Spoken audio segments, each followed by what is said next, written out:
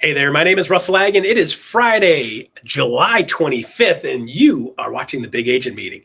Today we have a great lineup coming along. We got KGCI update, we've got a university update, we've got Holly with a brokerage update, and of course we've got Leo doing a quick clip on what's going on with selling more homes and success stories. So with that, I want to kick it off with the beginning stage now, which we're calling Attraction Advantage segment. The Attraction Advantage segment today, I want to make sure you guys know what's going on. A new number just popped out. I saw it this morning and I wanted to make sure you guys saw it.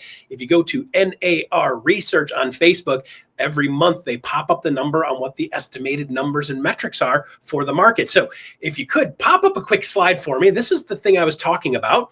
3.93 million home sales projected for this year, 4.7 months supply of homes, which is up a little bit, and then 435,300 record high median sales price. So now you might say, okay, Russ, cool, you're giving me a market update. Yes, so you can pop that back down again.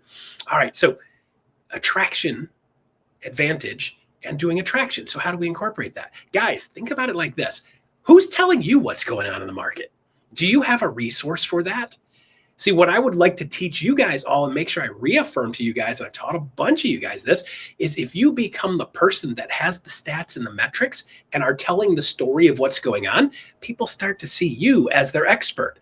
So while this is information that we should be doing and should be sending to our buyers and sellers, I want you guys to send that to every single real estate agent you know. That particular clip, that little thing right there, guys, you can find that on Facebook, grab a little screenshot and send it to a local real estate agent and say, hey, Joe, did you see this? Because a lot of real estate agents today are going, oh my gosh, this market's still continuing to be a real drag right now. So understanding the context of why we are where we are and part of why companies are doing what they're doing right now and making adjustments based on what we're seeing the market doing, people don't understand why. Why are we doing stuff? And here's the reason why. Let's go back to 2020, 5.6 million home sales. That was how many home sales sold in 2020. 2021 is 5.5. 5.03 in 2022. And by the way, guys, plus or minus 5.3 is a normal year. Watch this, y'all. We went into a full stall and off a cliff because 2023, 4.09. 2024, alarming that the number's almost identical, 4.09. Here's the number that just popped out this morning, 2025, 3.9 million home units sold is what's projected for this year. So it's actually a little bit lower than the past 2 years, which were a struggle. Keep in mind, guys, real estate agents across the board right now, we're down 20% sales year over year. From 21 to now, we're down over 20%. So there are people out there that are on the struggle bus having a hard time trying to figure out how to make it work. This is where you become that expert for them so that they know what's going on in the market and they can understand. Guys, it's the same as the previous 2 years. That's why it feels tough this year. And it's a little bit tougher. So when you start talking to people and you're out talking about attraction and you're having the conversation, hey, what are you seeing out there?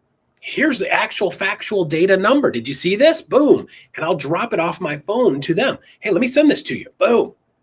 Because if you can help them see what the reality of what's going on is and help them make those adjustments, guys, if you can show them how to get to where they want to go, they're more likely to want to go there with you. This is the essence of attraction. If I can help you see how you can get where you want to go, and I can be a part of that, they're going to want to say yes to the vest every single time. And by the way, thank you for Maggie Hennessy for that one, yes to the vest versus yes to the dress. I'm going to keep using that one. It was good. They're going to say yes to you, and they're going to want to be around you when you become their expert. So from an attraction standpoint, start becoming that resource. In the Fast Attract program pilot that we've been doing, that's one of the keys, is adding value and being that expert and making sure other people are getting the information about what's going on, and you have value pieces that you can send to every realtor you know. That is part of that Fast Track program. By the way, the pilot is going to be ending in a couple of weeks, and then we're going to be starting up the actual real one. So stay tuned. If you want to talk about attraction, Fast Attract second version coming out, the not pilot, is going to be coming up pretty soon. You guys will start to see ads for that. All right, so there you go. That is the Attraction Advantage update for the beginning of Big Agent Meeting. Next up, we have Ian Wheatley with KGCI Radio. Ian, take it away, brother. Yeah, thanks, Russ. Look, you could be working 50 plus hours a week and still be broke as an agent if your calendar's full of the wrong things. 70% of your working time has to be on the high leveraged activities. And the high leveraged activities are the activities that you are doing that you must do to move your business forward. And it's 70%. Real estate is like the simplest of the simplest to break down. And because there's only a handful of things in this business that matter: lead generation, lead conversion to get to appointments, on appointments, articulating your value of why somebody should do business with you, negotiating deals, and if you're working with buyers, showing properties. There's only 5 things in this business that matter. That's it. Make sure 70% of your working time is allocated to the things that actually move the needle. eXp Realty's own John Kitchens joined me Tuesday on Real Estate On Air Live. To catch that show every Tuesday morning at realestateonair.fm, on demand wherever you're listening to podcasts, or on that always free Real Estate On Air mobile app. Just search KGCI in the App Store or Google Play. But if you missed it then, I don't want you missing it forever. We're bringing it back on KGCI Real Estate On Air right after the big agent meeting. That is the conversation that is kicking off this week's Friday Focus, which is all about how top agents systemize their day. And beyond John, we'll be getting insights from a slew of the best real estate coaches from around the world, so you know it works, full stop. Ready to get after it? That code? Scan it now, download the app, subscribe to the podcast, and go from chaos to calendar only with KGCI Real Estate On Air. All right, there you go. Ian Wheatley, always giving us the best update on KGCI. They're delivering value all the time, so make sure you guys tune in. Next up, we have the one and only Holly Mabery talking about brokerage brief for this week on Big Agent Meeting. Take it away, Holly Mabery. There are so many shifts happening in the market right now, engaging what you should be looking at and what your competitive advantage is.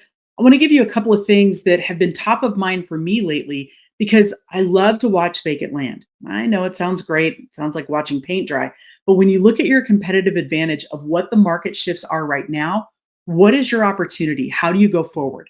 So first and foremost, earlier this summer, and this happened in California, the CEQA rollback. Okay, well, I'm not in California either, but I'm watching it closely because the Environmental Quality Act was pulled back by the California governor. Why does that matter? Well, it's been in place for quite a while, 1970, right? As a result, it's going to make it easier to build houses. They've got such a significant housing shortage in California that pulling this back allows things to move faster. Well, this is not the only state that we're seeing this kind of regulatory rollback occur. And what's important here is not that we're going to build more houses and all of these things. What's important is the understanding of that tenuous balance of how do we protect the environment, but also how do we make sure that we have enough housing for the people who need it. What I want you to watch is what's happening to you locally. And this is where setting up a Google search becomes very easy and smart. What's happening in your state? Are you seeing water issues like I am here in Arizona? Water, wildfire, insurance, all of those things that we've talked about before. But what's happening for you locally? Are you seeing planning and zoning changes? This kind of huge rollback in such a large state like California has ripple effects across the US. Now, we're not done yet, because also what's happening right now is builders are banking land. I know that sounds a little bit crazy, but banking land basically involves having an option to buy. Basically, these shovel-ready projects, maybe they've gone ahead and they've leveled it, it's almost ready to go. What it allows a builder to do is they've got the option, but they've still got their cash freed up.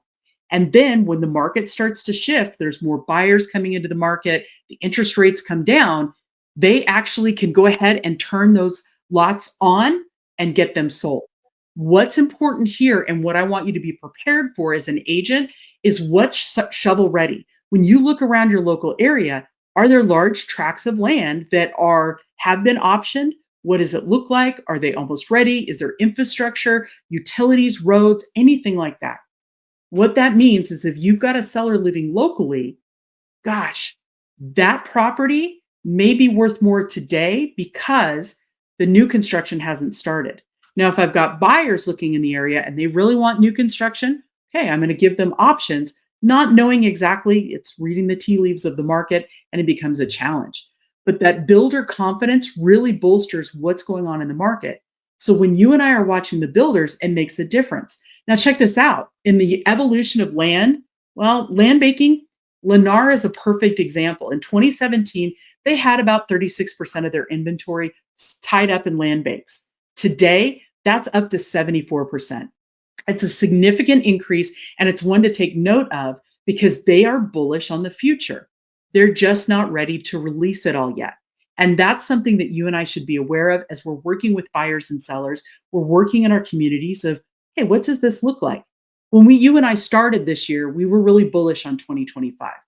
Obviously, there have been a lot of shifts and changes. The interest rate's gone up. There's been a lot of tariff talks. So builders have been slowly pulling back.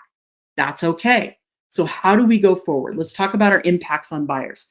The new inventory, more choices. Absolutely. We're going to see that with the environmental rollbacks. It makes it easier to build, maybe streamline projects, and it's not going to be quite as costly. I'm going to use air quotes there.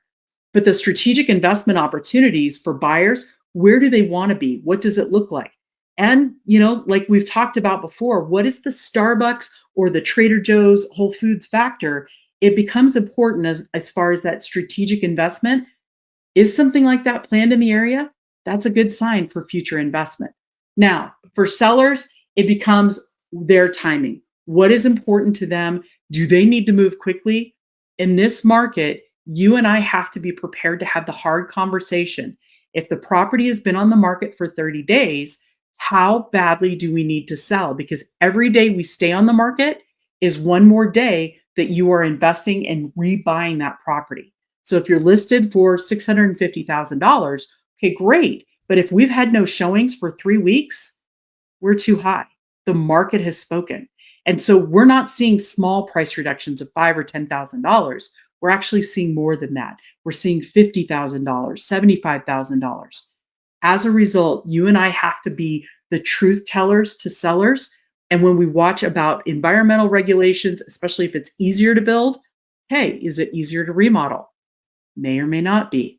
Also, we want to make sure if they're close to something that could be a land bank for a builder that's getting ready to release, should they go on the market? Because people want to buy new, and maybe that builder's got a lot of inventory they're ready to release right now. Very interesting things to watch and be proactive on. So what are your action steps? We always want to talk about that. And this is where maybe you're like, Holly, it's summer, it's hot, all of this. Your planning and zoning meetings are still going on. Your county board of supervisors or your city council, some of these are all online.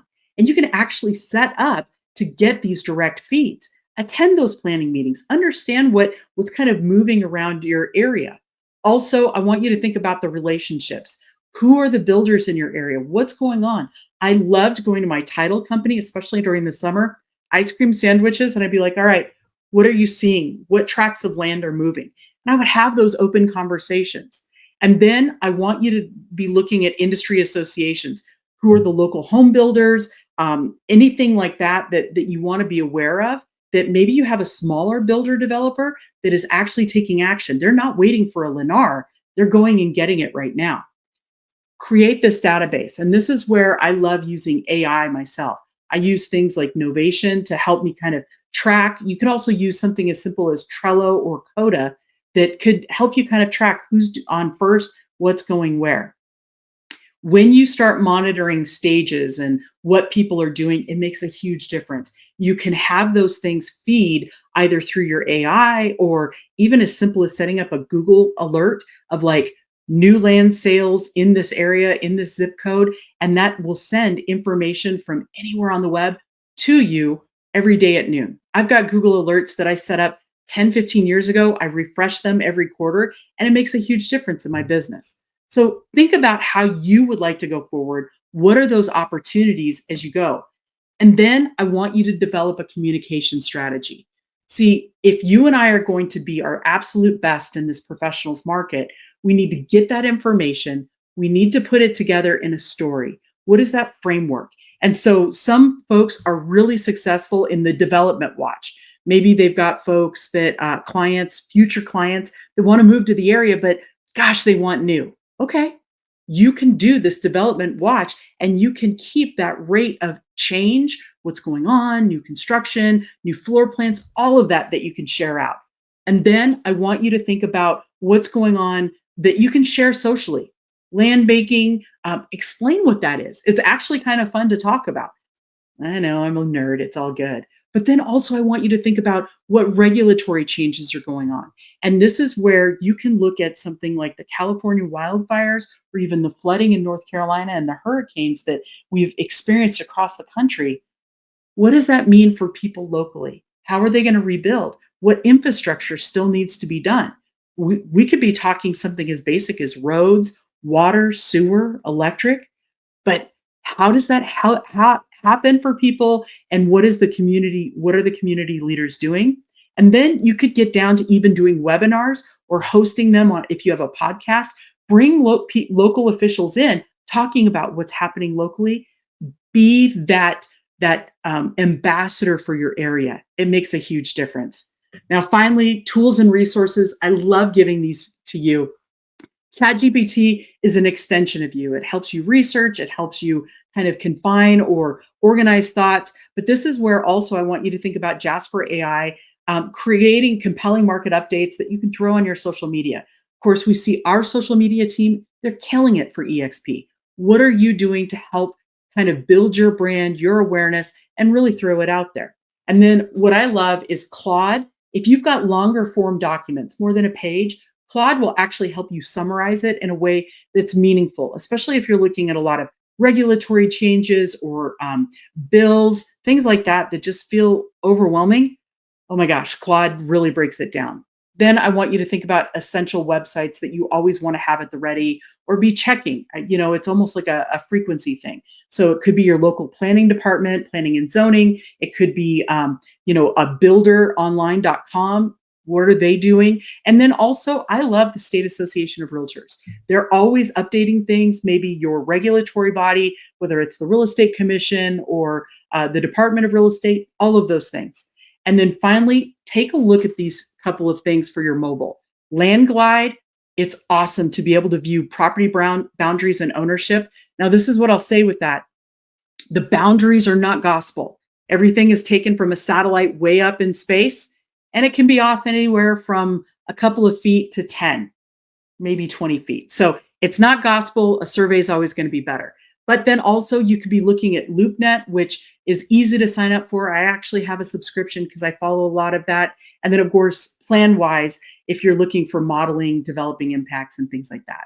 Guys, there are so many ways in this market to differentiate yourself and become that trusted advisor. I want you to think about where you want your business to be, the people you want to work with. Because if you look at that over the next couple of months and really drill into it in August, what you do today, you will reap the benefits from in the next 90 and 180 days. Thanks so much for spending a few moments with me. I hope you have a great Friday. All right, there you go. Holly Mabery, thank you again for a brokerage brief update. Always making sure you guys know what's going on in the brokerage and the latest and greatest, what EXP is doing to take your business to the next level. All right, so next up, we have a small clip from a podcast that Leo Pareja did with Artemisa Boston, and let's play that clip right now. Take it away, Leo. Artemisa, I'm so excited to do this recording. I had the pleasure of meeting you at an event and spending some time with you during dinner, and I've become a pretty big fan of your journey and your story. I think a lot of times in real estate, we glamorize teams. And I think most people think teams are the way to go. And one thing I say a lot is a lot of teams are social clubs, and a lot of them are very unprofitable.